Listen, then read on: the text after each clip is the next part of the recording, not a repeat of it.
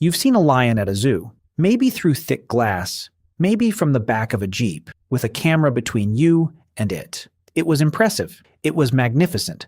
But it wasn't terrifying. For most of human history, that distinction didn't exist. The animal didn't live in an enclosure. You didn't have a camera. And the word safe would not have made sense to you in that moment, because safe was not a state your world allowed. But here's what almost no one talks about. The lions your ancient ancestors faced weren't even the scariest thing out there. Not by a long shot. The world your ancestors walked through, the world that built your reflexes, your anxiety, your instinct to freeze and scan a dark room, was populated by creatures that no longer exist. Animals so large, so fast, or so strange that we barely have words for them. Animals that shaped your nervous system before they vanished. And they vanished largely because of you. Or rather, because of the humans who came before you. This is the story of the animals ancient humans actually saw. The ones that lived alongside us. The ones that hunted us, or that we hunted. The ones that disappeared between 10,000 and 50,000 years ago. In almost every case, right around the time modern humans arrived. It is not a coincidence. Start with the ground you're standing. If you could rewind time roughly 15,000 years and stand somewhere in what is now North America,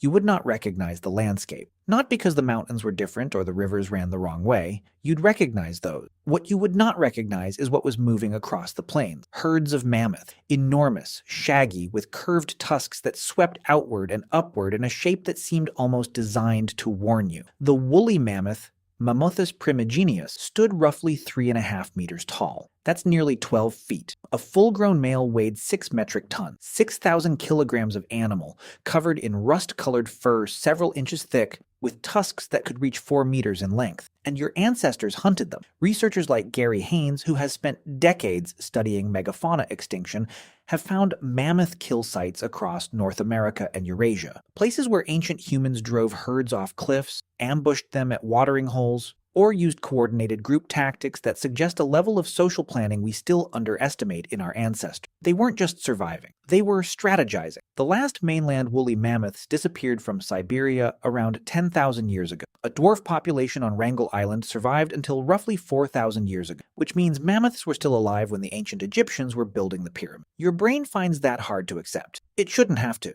This was recent. This was almost yesterday in the full span of human existence. But the mammoth wasn't the strangest thing your ancestors encountered. Consider the giant ground sloth. Megatherium americanum lived in South America and could reach 6 meters in length. 6 meters. That is the size of a large elephant, except built like a sloth, slow-moving, long-clawed, with a bizarre body structure that allowed it to rear up on its hind legs and reach into trees at heights no other land animal could touch. It weighed 4 metric tons. Its claws were longer than your forearm. Early humans arriving in South America encountered it. We know this because the archaeological record shows clear evidence of butchering, cut marks on bones, signs of fire. Megatherium wasn't just an animal ancient humans glimpsed from a distance, it was something they figured out how to kill and eat. Pause for a moment and let that. Your ancestors, with stone tools and coordinated group behavior, took down an animal the size of an elephant with claws the length of your arm. The intelligence required for that, the planning,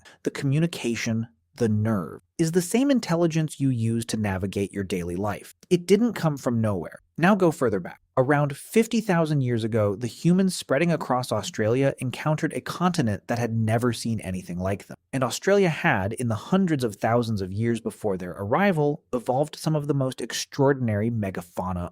There was Diprotodon optatum, the largest marsupial that ever lived. Think of a wombat the size of a car, 3 meters long, 2 meters tall at the shoulder. Nearly 3 metric tons. It grazed in herds across the Australian grassland. Its eyes faced forward in a way that made it look startlingly alert, almost curious. There was Procoptodon goliath, a giant short-faced kangaroo standing 2 meters tall and weighing 200 kilograms. It didn't hop like a modern kangaroo. Its legs were built for walking, its face flat and forward-looking, its forelimbs equipped with a single enormous clawed finger on each hand. It looked like something your brain can't quite sort into the right category. Almost familiar, then suddenly not. And there was Thylacoleo carnifex, the marsupial lion. This is the one researchers like Stephen Rowe, a biomechanics scientist at the University of New England, have described as potentially the most powerful biting predator relative to its body size that has ever lived. Pound for pound, its bite force exceeded that of any modern big cat. Its forelimbs were built for grappling. Its retractable claws, yes, retractable, like a cat's, could pin prey before that bite came down. It weighed around 130 kilograms. It could climb trees, and when the first modern humans arrived on the Australian continent, it was there, watching. Thylacoleo carnifex disappeared around 45,000 years ago, right when humans arrived. The timing is almost too clean to argue. Go back to the northern hemisphere and the picture doesn't get simpler. The cave lion, Panthera spelaea, was roughly 10% larger than any lion alive. It ranged across Europe and Asia and into Alaska. Cave paintings in France, some of the oldest human art ever discovered, show these animals in motion, grouped, stalking, heads low. Your ancestors didn't just encounter the cave lion. They watched it closely enough to paint it from memory with startling accuracy. That is a different kind of relationship with an animal than the one you have with anything alive. The cave bear, Ursus spelaeus, was even more imposing. Standing on its hind legs, it reached 3.5 meters. It weighed up to 1,000 kilograms, twice the size of a modern grizzly bear. And it didn't just share the landscape with early humans, it shared the cave. The same deep limestone caves your ancestors retreated to for shelter, for warmth, for the darkness where they made their art, were also home to cave bears. There is evidence of conflict. Bear skulls found with stone tool marks. Human remains with injuries consistent with large predator attacks. The relationship between early humans and cave bears wasn't distant or abstract. It was immediate and physical, and sometimes fatal. And yet humans moved in. They lit fires in the back of caves that smelled like bear. They drew on the wall. They stayed. The paleontologist Paul Pettit, who has studied early European humans extensively, has written about the way these shared spaces, caves occupied by both humans and megafauna, seem to have been significant to our ancestors in ways beyond simple shelter. The darkness, the danger, the animal presence, it may have made those spaces feel powerful, worth fighting for, worth marking. You carry that in you.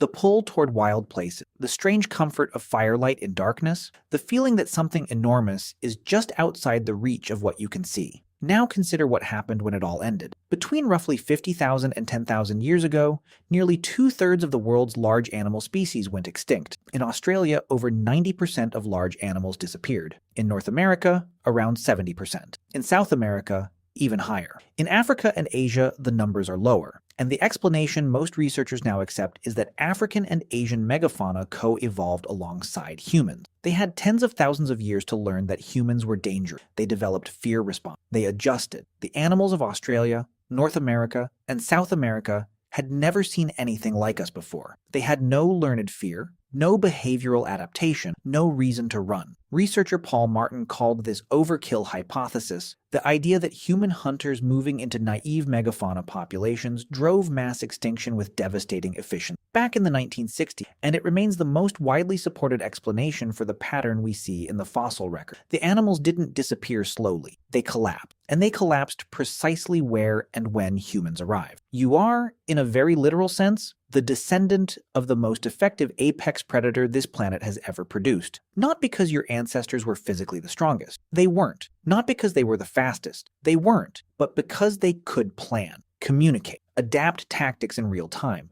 coordinate across groups, pass knowledge between generations. That is what your brain was built for. Not spreadsheets, not commutes, the coordinated pursuit of something enormous, dangerous, and worth the risk. And now those animals are gone. This matters more than it sounds like a historical curiosity, because your nervous system was built in a world full of them. Your startle response, your fear of large moving shapes in your peripheral vision, your instinct to look up when something big casts a shadow. These reflexes were calibrated for a world that no longer exists. You flinch at a truck. Your ancestors flinched at a cave lion. The signal is the same. The thing that triggered it is extinct. Tonight, if something moves at the edge of your vision and your heart rate spikes before your brain catches up, you are not overreacting. You are running ancient software on a world that has changed so fast the update hasn't arrived yet. Your ancestors stood in the shadow of animals that no longer walk the earth. They watched them, painted them, hunted them, feared them, and outlasted them. And the world those animals lived in,